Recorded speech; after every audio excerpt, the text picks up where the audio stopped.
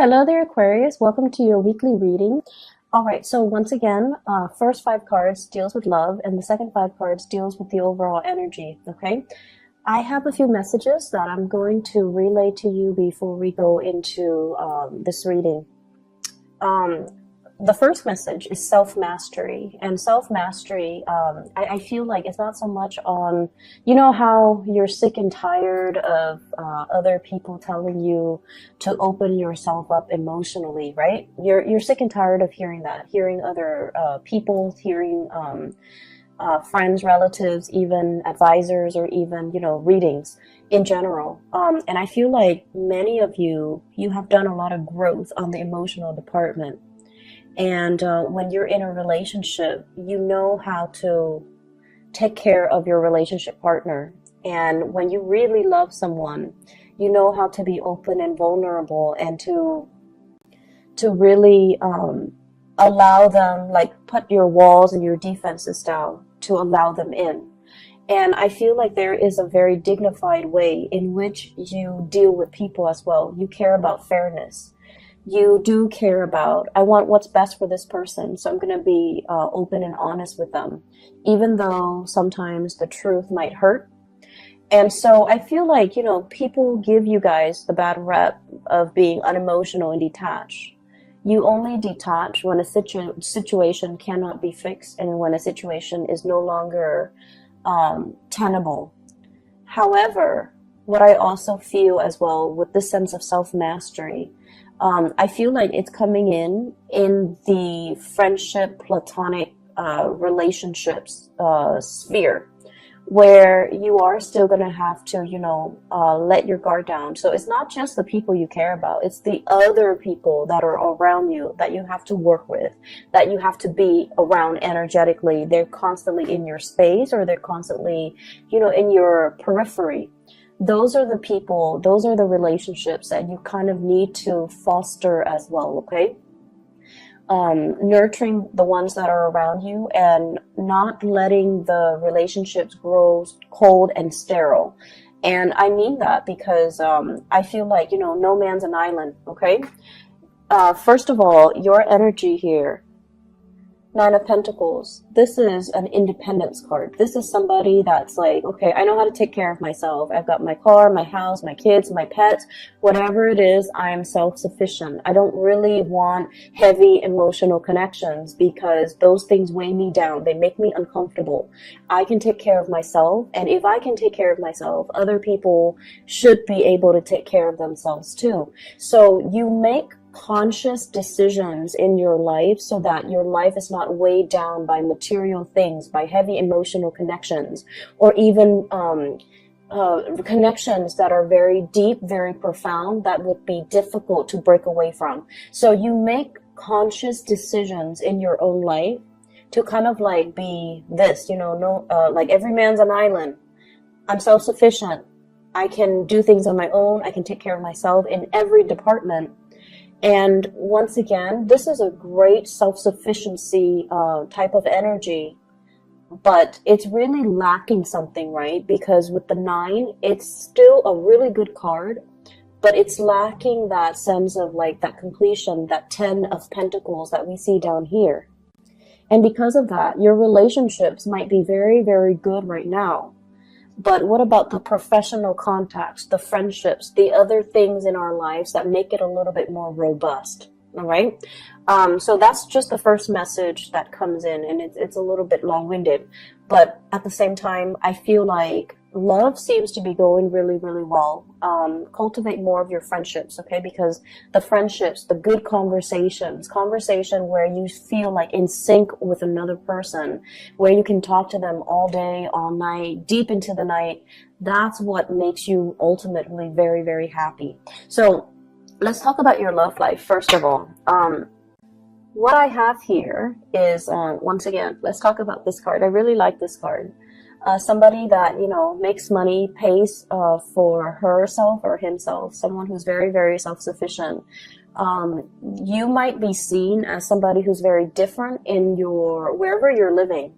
You're very independent, you're very different. You might stand out in some way because you look very exotic. you look different from the people that are around you. And I feel like, you know, somebody might have gotten a tan, might have gotten their hair done, might have gotten, you know, like a new wardrobe, or somebody that at this point looks really good, smells nice, and, you know, just does their own thing.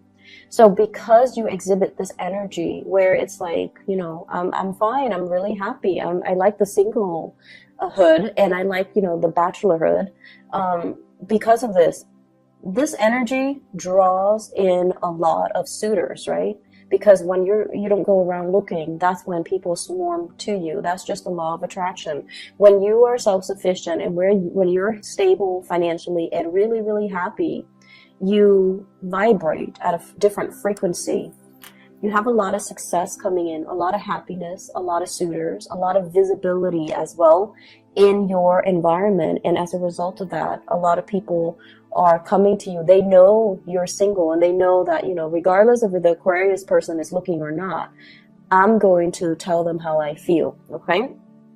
The person that you're dealing with might be this person right here. We have here the King of Swords, and the King of Swords is an air sign, an Aquarius, a Gemini, or a Libra. I also feel as well very strong earth energy. Taurus, Virgo, Capricorn, they might be air and earth. And then I'm also feeling like this is a person that is incredibly, incredibly smart, because you have to be a smarty pants in order to capture the attention of an Aquarius. Aquarius do not like dummies, okay? Aquarius people are very drawn to people who are articulate, who are witty, who are fast with like a comeback, who can be quirky and weird and whatever, but ultimately Aquarius people are very drawn to people who are like this, like very intelligent. They don't have to be soft and cuddly and emotional. If anything, that's a little bit of a turnoff for Aquarius, but they just need to know what they're talking about. They need to be an expert in their field. They need to respond in a very concise manner. They cannot be long-winded, and they have to be a problem solver for the Aquarius. So Aquarius people, you've got somebody in your midst that you're really attracted to. And I feel like this is somebody who solves problems for other people. They troubleshoot really well. They're very articulate. They're very smart. They may have multiple degrees under their belt. Not like a warm, cuddly type of a person. They can be a little bit prickly. And they overall, they have, I keep seeing multiple degrees. And you know, degrees don't really mean anything, but I feel like you're drawn to people who are very well-rounded, who knows a lot of things about a lot of things, okay? So Aquarius, Gemini, Libra, that's the energy that is around you, somebody that you're thinking about, somebody that is really on your radar. This person, what are they dealing with? Insecurity. You're like this. You're self-sufficient. You don't really need anybody. You don't really need them for anything. And so they're the traditional, you know, gender roles. So if you're a female dating a male, they want to be helpful. They want to solve your problems. They want to take care of you. But they don't feel like I mentioned before, you don't fit into those stereotypical, you know, gender roles. And so they might feel like they don't have a lot to offer. They might feel like, am I attractive enough? Am I pretty enough? They might invest, you might notice, and it's kind of funny if you do notice. You usually don't notice these things, but are they, you know, wearing like a new pair of shoes when they're around you? Are they investing more in their clothes? Are they using more perfume, cologne? Are they trying to put in that extra effort to make themselves more attractive? So if you answer yes to all of these things, they're definitely trying to impress you because they feel a little bit insecure. So, you know, pay attention to the person that you're dealing with. Pay attention to areas about themselves that they might, you know, joke about, but they're not really joking. So they might say like, I wish I had more money, or I wish I had more education, or I wish I had, you know, I looked better, or I wish I looked a certain way, because those are the insecurities that they're revealing to you.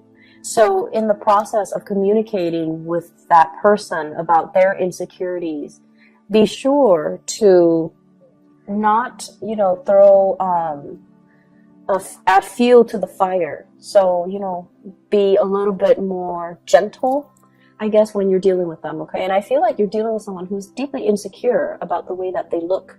They don't know if they look good enough because they see you like this. And if they're the Empress in the reverse, it's almost like I don't really live up to them. I'm not on equal footing or equal pedestal with this person. So you've got a relationship partner that is very, very insecure about their physique, about their appearance, and about, you know, whether or not they are your equal match physically. I feel like they are your ideal match intellectually. They're really smart, but they don't feel I keep seeing this Taurian energy because, you know, Taurus are very practical, and they're more like in the here and now, and they take care of their appearance. And appearance matters a lot to them, the way they dress, the way they look. So I feel like they might have Taurus, a lot of Taurus placement, and they might not feel like they measure up to you appearance-wise. So, for example, if you're going on a date and the two of you, you know, holding hands, they feel insecure because they're like, everyone is looking at the Aquarius and wanting to, you know, hit on the Aquarius person, and no one's looking at me. It's sort of like that. I see this sense of competition even between you and the relationship partner. But either way, I feel like the energy for this week in terms of love, be a little bit softer when you're dealing with your relationship partner, and don't joke too much about their insecurities because they might take it to heart. They might make a very snappy comeback, but deep down, you know, these are insecurities that we should honor and respect our partner and not bring out into the light, okay? A lot of you might be focusing on dating as well. You know, Nine of Pentacles, singles, and then the Eight of Pentacles. This is a card about, you know, going through your options, looking at your options. So online dating, or even, you know, I'm seeing a lot of Match, like online dating, looking at all the profiles, looking at everybody that's around you, looking at text messages or communication coming through between you and the people that want to be around you. And then a lot of opportunities for you to go out and to really enjoy, you know, your free time.